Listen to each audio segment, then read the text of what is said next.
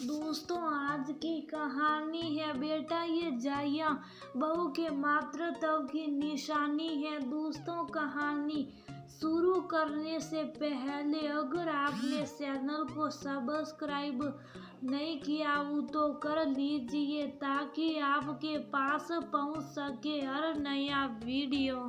तुम्हारे चेहरे पर कितनी जाइयाँ हो गई हैं, बिल्कुल गलो नहीं है चेहरे पर, जरा ध्यान रखा करो। बंगल में रहने वाली जया भाभी को देखो, इतने बड़े बड़े बच्चे हो गए हैं फिर भी अपने बच्चों की माँ नहीं बड़ी बहन नजर आती है। उनके पास भी काम करते रहते होंगे लेकिन फिर भी कितनी टिप टाप रहती हैं। और एक तुम हो, दिन भर तुम्हारे कपड़े तेल घी और दवाइयों से भरे रहते। माधव नाराज होते हुए अपनी पत्नी मानवी से बोला। मानवी ने कोई जवाब ना देकर बच्चे को उठाया और अंदर चली गई क्योंकि वह बार बार एक ही बात का जवाब नहीं देना चाहती थी। माधव को भी अच्छी तरह पता है उसका चेहरा पहले कितना साफ सुथरा चमकदार था, लेकिन अभी दूसरा बेटा होने के बाद उसके चेहरे पर जाइयाँ पड़ गई हैं।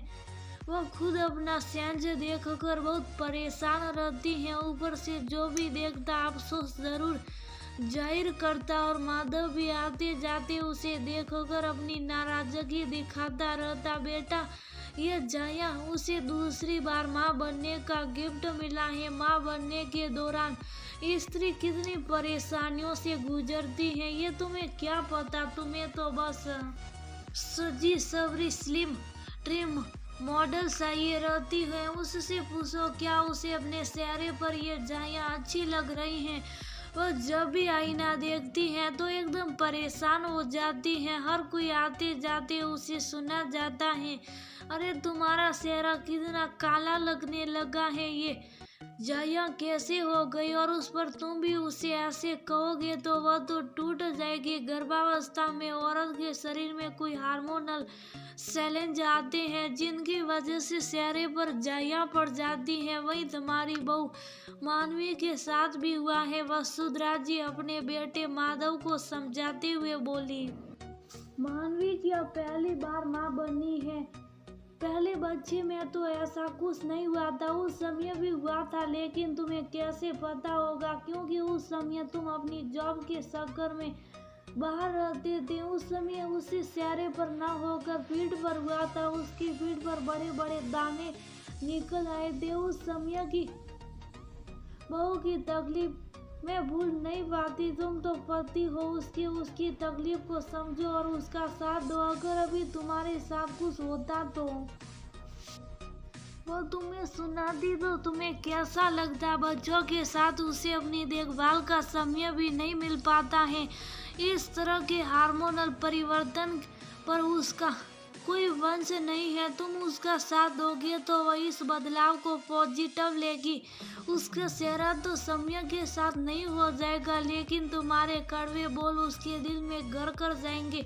उसकी तुलना तुम्हें किसी से भी करने की जरूरत नहीं है। वह जैसी भी है तुम्हारी पत्नी और तुम्हारे बच्चों की माँ है। जिन भाभी से तुम उसकी तुलना कर रहे हो उसके बच्चे बड़े हो चुके हैं और वह अपने परिवार से भी अलग रहती हैं, तो उनके ऊपर किसी तरह की कोई जिम्मेदारी नहीं है। या मानवी के ऊपर उसके दो छोटे बच्चे, सास ससुर सबकी जिम्मेदारी है। वह सबको देखती है, वो भी बिना किसी शिकवे शिकायत के। वो भी शायद तो सबको देखकर तुम्हारी तुलना उनसे कर सकती हैं कि भाभी के पति उनकी कितनी मदद करते हैं घर के कामों में, तभी वह हर समय इतना टिप टाप रहती हैं क्योंकि पति पत्नी दोनों मिलकर काम कर लेते हैं। आप भी मेरी मदद करें तो मुझे भी समय मिल जाएगा टिप टाप रहने का।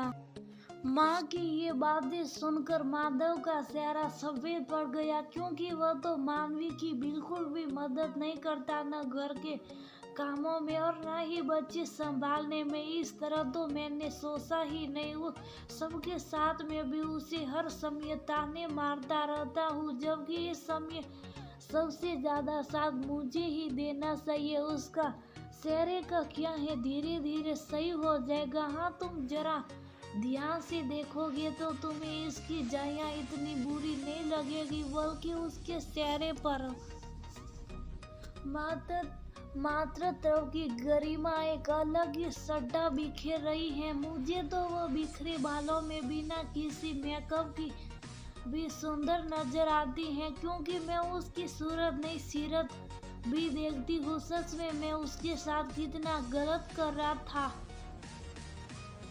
मैं अभी जाकर उससे माफी मांग लेता हूँ। हाँ, जल्दी से जाओ, तुम्हारी बातें देर से लगाई वह रो ही रही होगी। सॉरी मानवी, आइंदा कभी तुम्हारी जाइयों के बारे में बोलकर तुम्हारा दिल नहीं दुखाऊंगा। तुमने तो मुझे 2 प्यारे प्यारे बच्चे दिए हैं, मुझे पापा बनने का सौभाग्य दिया है, और सारी तकलीफें अकेले झेली है। माँ ने सच ही कहा है, मैंने ध्यान से नहीं देखा, अब देखा तो पता चल रहा। सच में तुम्हारे चेहरे पर मातृत्व की गरिमा का नूर बिखरा पड़ा है। मैं तो बेकारी दूसरों से तुम्हारी तुलना करके तुम्हें दुख पहुंचा रहा था। कहते हुए माधव ने अपने कान पकड़ लिए। चलिए जनाब, देर आई दुरुस्त आई। माँ ने आपकी क्लास न लगाई होती तो आपका दिमाग ठिकाने नहीं आता। हम दोनों को ही माँ का शुक्रिया अदा करना चाहिए। कहते हुए दोनों माँ के पास आ गए और वसुंधरा जी ने उन्हें गले लगा लिया। दोस्तों, देखा आपने बच्चे, अगर राह भटक जाते हैं तो घर के बड़े बुजुर्ग उन्हें रास्ता दिखाकर सही